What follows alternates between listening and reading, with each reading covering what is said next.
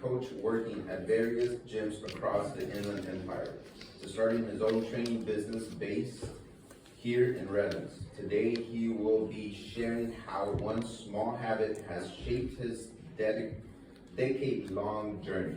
Change your habits, change your life. Louis Oliva.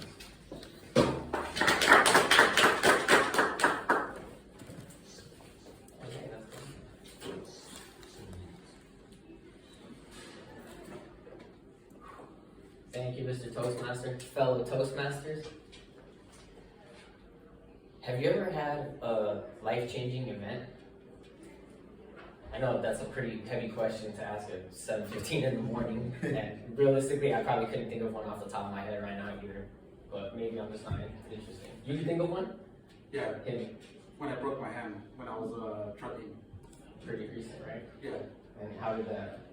affect me Yeah. is because I lost work, and that was my business. That I was the one doing everything, so that was a big impact. Hit it, right? Yeah. Yeah.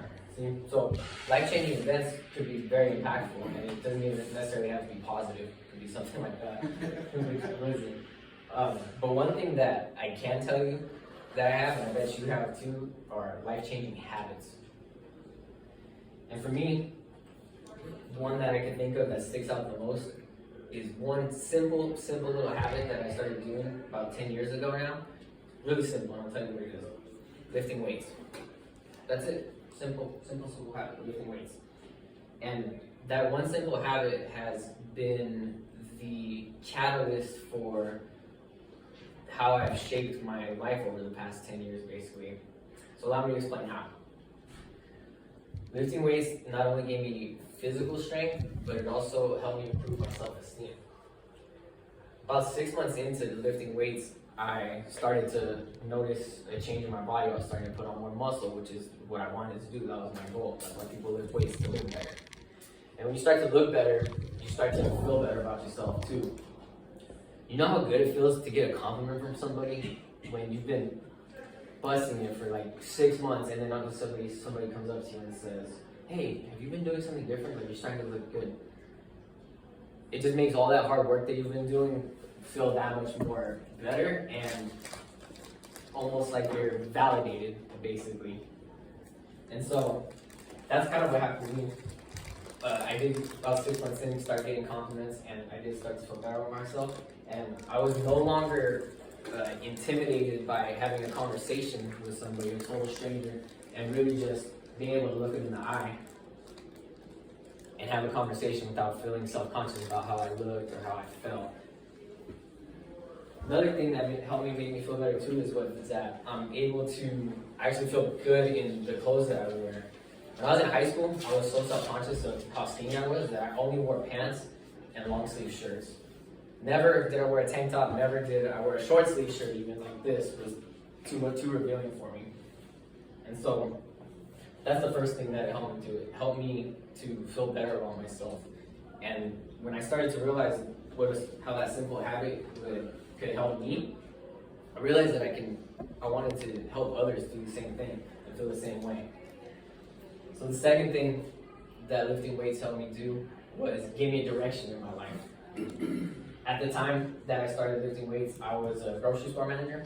And I was doing pretty well. I was young and making decent money, and I could do a lot of things that people my age weren't really able to do because they just weren't making the same money as me at the time. So that was nice. But I was also starting to get burned out because all I was doing was working, and I was becoming really jaded with people. And even though I was feeling good about myself, I didn't like how I was thinking still mentally and feeling towards other people. So about 2 years in, 2015, to lifting weights, I decided, I remember I was standing there at work, and I was in the back room, about halfway through my shift, and I just decided, it just clicked.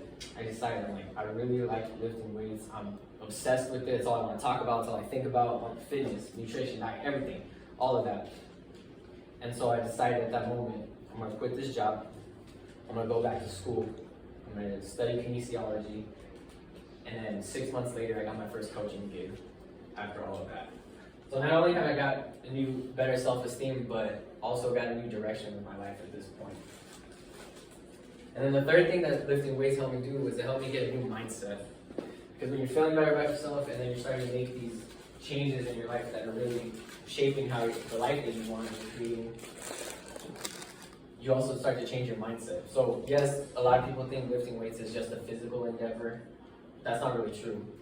The people that really get good results are the ones that are intentional with their workouts. They're not just going through the motions, but they're really focusing on what they're trying to accomplish and achieve. And for me, that biggest thing was technique and execution of the lifts. You almost get into like a flow state. You can't be thinking about anything else when you're in your heavy back squat or when you're focusing on just throwing your biceps. That's all you're thinking about. And so what I realized and helped that mindset shift was that I can take that same application to the lifting weights and I can apply it to everything else in my life. As an example, Toastmasters. I realized that I had a lack of communication skills, not only personally, but also professionally as well. And so with that new mindset, I decided that I needed to improve. So what did I do? I found Toastmasters. I joined and I committed to speaking once a month. And then now here I am pretty much a year later and delivering my 12th speech here at Toastmasters. And so attacking my weaknesses and being introspective is something that I never would have got and I never had before lifting weights.